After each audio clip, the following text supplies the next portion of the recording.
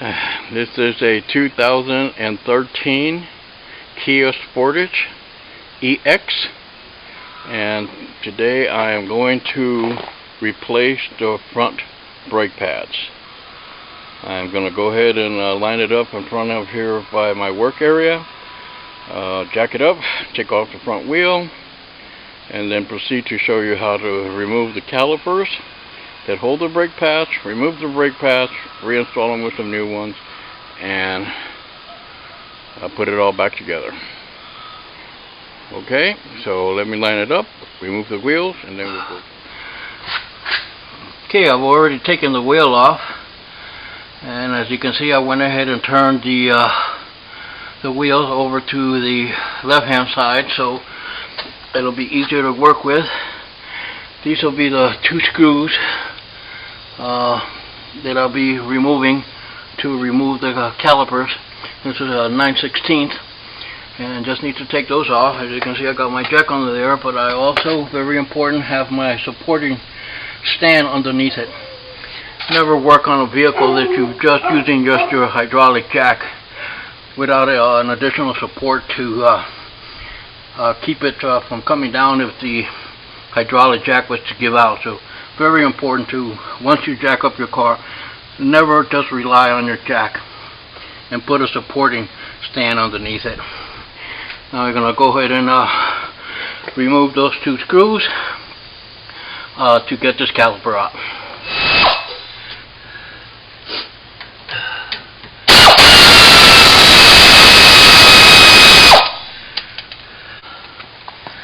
Okay, now that the two screws are out, this caliper should slip right on out. Also, I have this piece of wire here that I'm going to use to hold the caliper out of the way. As you can see, that just comes right on off. This piston we're going to push down later on once we get the pads on. For right now, I'm just going to tie this wire around this caliper here.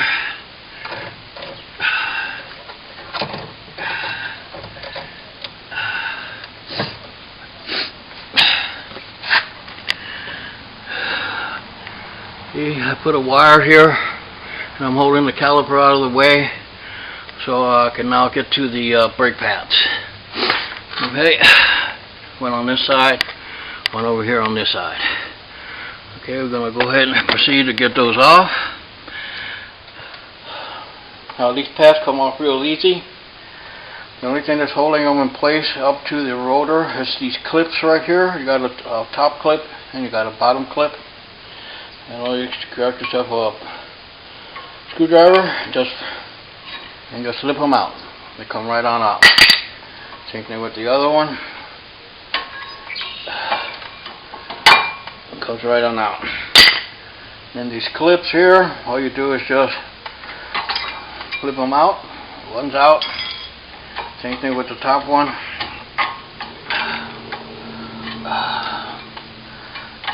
And they come on out. And then that's it. I'll go get the new pads with the new clips. Put the clips back on. Put the rotors back on. And then later on, I'll show you this piston. This piston right here. That needs to be pushed in. I'll show you how to do that. I have a C-clamp that I'm going to use to go ahead and push that piston back in so it'll be flush, and that'll make it much easier to slip it back in with the new pads, because the new pads are going to be much thicker, and it's not going to fit into the same space right here, so you need to get this piston down flush down there at the bottom. Also, just keep in mind, I'm just changing the pads here.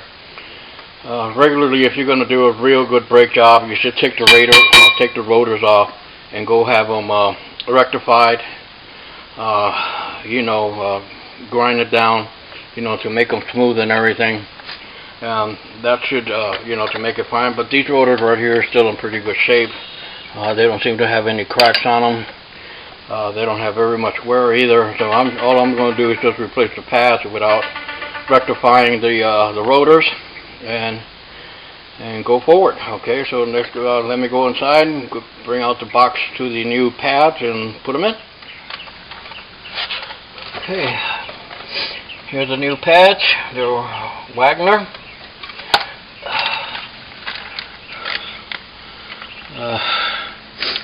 Here are the new clips.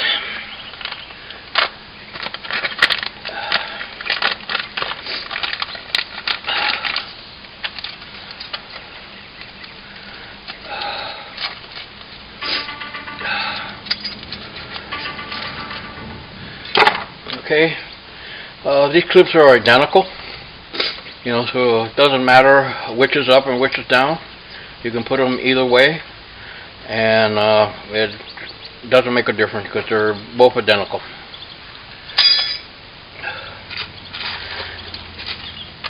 Here are the pads.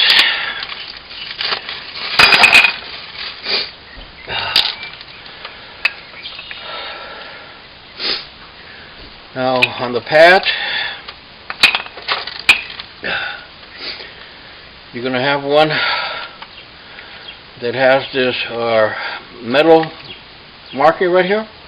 This metal marker right here is so once your pads start getting low, before it gets to the point of where it's metal to metal and you ruin your rotor, this metal, this little clip right here will start scraping up against the rotor, and it'll give you a warning that your pads are getting low and you need to change them.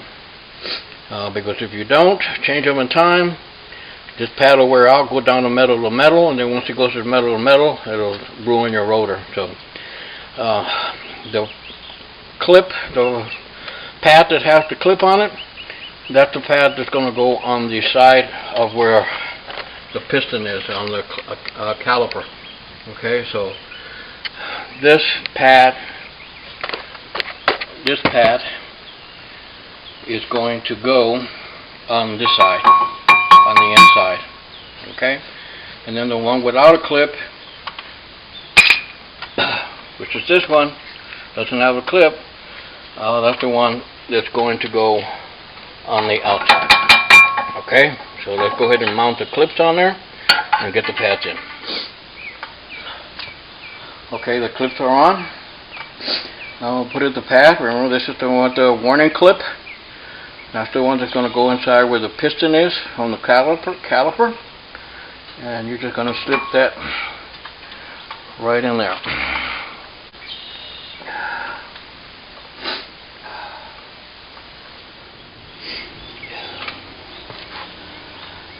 Okay, the inside pad is in. I'll get the outside one.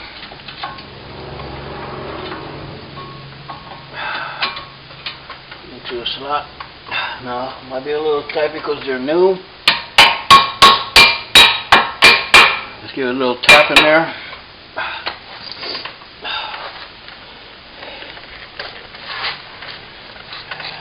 There you go. Here. Let's make sure that little nipple from the brake pad is inside. Same thing on the bottom.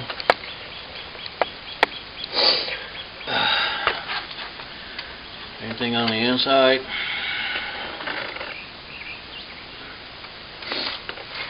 And there they are. The pads are already in.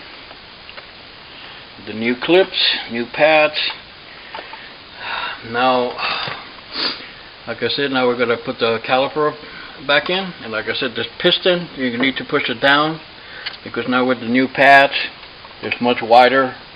There's no way that you're going to get this to slip in here because the piston is out from the caliper. So now I'm going to show you how to push that down without no need of opening up a bleeder valve, because once you open up the bleeder valve, it will be a little easier, but then you could get air in it, and then you probably might have to bleed the system. This way it'll prevent you from needing to bleed the system. Okay?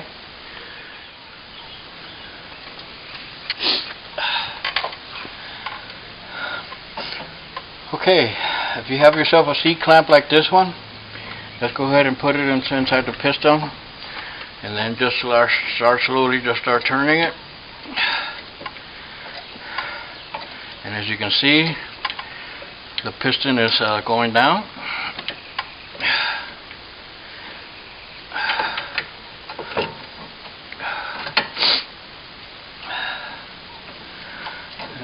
slipped out a little bit.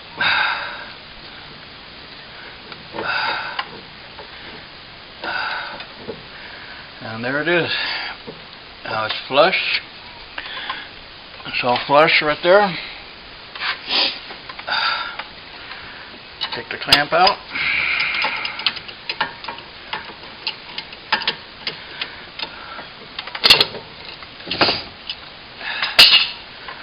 And as you can see, it's all flush. Now I'm going to go ahead and take it down.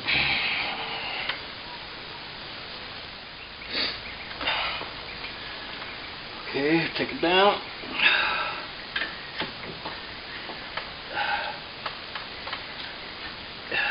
There it is in place.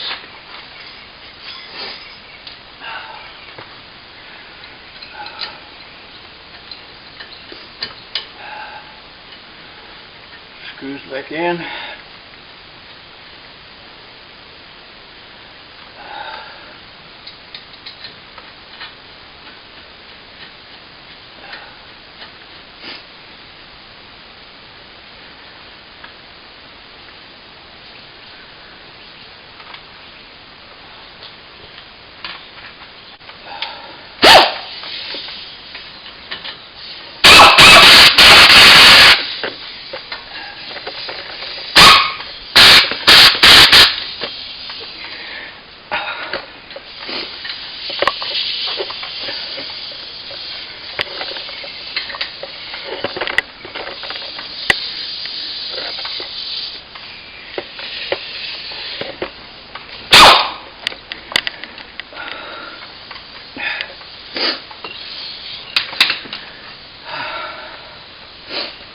And there it is. That is complete. Now I'm just going to go ahead and put it down, put the wheel back in, and just do the other side the same way. And that's how you put in some new brake pads in a 2013 Kia Sportage EX. I hope this video will help you. I am out, and you have a good day.